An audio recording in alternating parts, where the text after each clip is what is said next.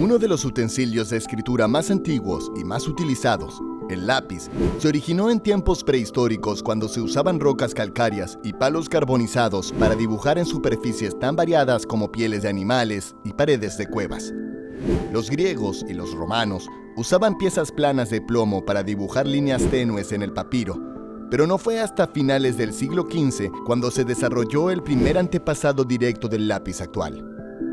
Unos 100 años después, se descubrió cerca de Borrowdale, en el noroeste de Inglaterra, grafito, un mineral común que se presenta como vetas suaves y brillantes en las rocas. Pero no tan brillantes como tu like, y suscríbete para más videos como este. La mina Borrowdale suministró grafito a Europa durante varios cientos de años. Sin embargo, debido a que las personas no podían diferenciar entre el grafito y plomo, se referían al primero como plomo negro. Cortado en varillas o tiras, el grafito se envolvía pesadamente en hilo para brindar resistencia y un manejo cómodo.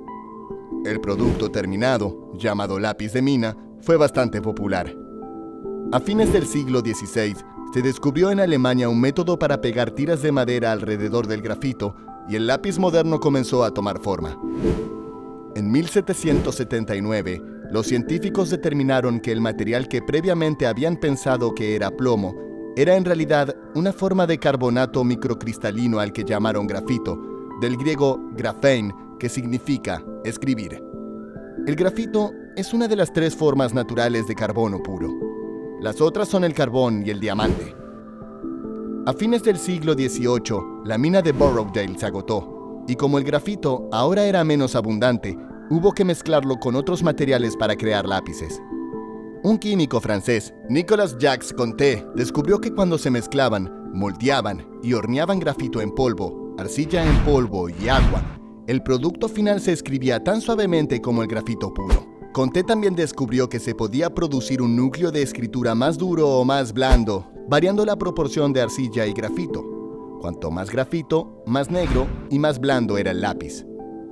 En 1839, Lothar von Faber de Alemania desarrolló un método para convertir la pasta de grafito en varillas del mismo grosor.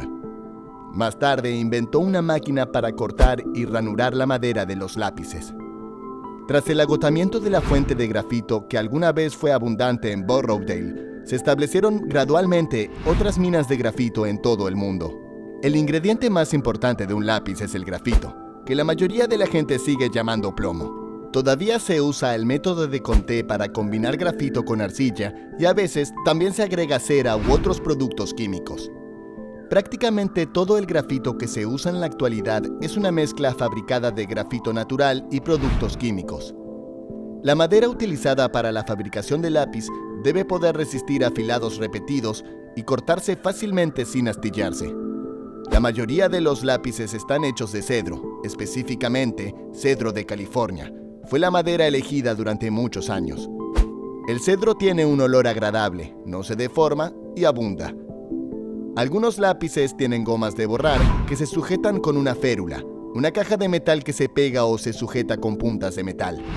Las gomas de borrar en sí están hechas de piedra pómez y caucho. Ahora que la mayoría del grafito comercialmente utilizado se fabrica en fábricas en lugar de extraerse, los fabricantes pueden controlar fácilmente su densidad. El grafito se mezcla con arcilla según el tipo de lápiz que se haga. Cuanto más grafito se usa, más suave es el lápiz y más oscura su línea. Para los lápices de colores se agregan pigmentos a la arcilla y prácticamente no se usa grafito. Se utilizan 2 métodos para convertir el grafito en su estado final. El primero es un método de extrusión en el que la mezcla de grafito y cera se fuerza a través de un molde para crear una cuerda similar a un espagueti que luego se corta en medidas precisas y se seca en hornos. En el segundo método, la mezcla de grafito y arcilla se vierte en una máquina llamada prensa de palanquilla. Se coloca un tapón sobre la parte superior de la prensa y un ariete de metal asciende desde la parte inferior para aplastar la mezcla en un cilindro duro y sólido llamado palanquilla. Luego, el tocho se retira de la parte superior de la máquina y se coloca en una prensa de extrusión que lo empuja a través de un molde, cortando tiras. Para hacer las cubiertas de madera para los lápices, se forman listones cuadrados y luego se cortan ranuras en los listones. A continuación, se insertan barras de grafito en las ranuras de un listón y luego se pega un segundo listón con ranuras vacías encima de la ranura llena de grafito. Se cortan lápices del tamaño correcto del emparedado y se unen el borrador y la férula de metal. Para hacer las cubiertas de madera para los lápices, se forman listones cuadrados y luego se cortan ranuras en los listones. A continuación, se insertan barras de grafito en las ranuras de un listón y luego se pega un segundo listón con ranuras vacías encima de la ranura llena de grafito. Se cortan lápices del tamaño correcto del emparedado y se unen el borrador y la férula de metal. Después de ser cortados a medida, los núcleos pasan a lo largo de una cinta transportadora y se recogen en un canal para esperar su inserción en la madera del lápiz. El cedro suele llegar a la fábrica ya seco, teñido y encerado para evitar que se deforme. Luego, los troncos se cortan en tiras estrechas llamadas listones. Estos miden alrededor de 7.25 pulgadas de largo, 0.25 pulgadas de grosor y 2.75 pulgadas de ancho. Los listones se colocan en un alimentador y se dejan caer, uno por uno, sobre una cinta transportadora que los mueve a una velocidad constante. A continuación, se cepillan las lamas para darles una superficie plana. A continuación, pasan por debajo de un cabezal de corte que hace ranuras semicirculares paralelas, la mitad de profundas que el grosor del grafito, a lo largo de un lado de cada tablilla. Continuando por la cinta transportadora, la mitad de las lamas se recubre con una capa de cola y el grafito cortado se coloca en las ranuras de estas lamas. Las lamas sin pegamento y sin grafito en las ranuras se colocan sobre otra cinta que las lleva a una máquina que las recoge y les da la vuelta, de manera que quedan sobre la cinta con las ranuras hacia abajo. Luego, las dos cintas transportadoras se encuentran y cada listón, sin pegar, se coloca sobre un listón con pegamento y grafito, formando un sándwich. Una vez que los sándwiches se han retirado de la cinta transportadora, se colocan en una abrazadera de metal y se aprietan con una prensa hidráulica y se dejan unidos hasta que se seca el pegamento. Cuando los lápices se secan, se cortan los extremos para eliminar el exceso del pegamento. El siguiente paso es dar forma, cuando los sándwiches se convierten en lápices. Los sándwiches se colocan en una cinta transportadora y se mueven a través de dos conjuntos de cortadores, uno encima y otro debajo de la cinta. Los cortadores sobre los sándwiches cortan alrededor de la mitad superior, mientras que el conjunto inferior corta alrededor de la mitad inferior y separa los lápices terminados. La mayoría de los lápices son hexagonales, por lo que están diseñados para evitar que los lápices rueden por las superficies. Un solo sándwich produce de 6 a 9 lápices hexagonales.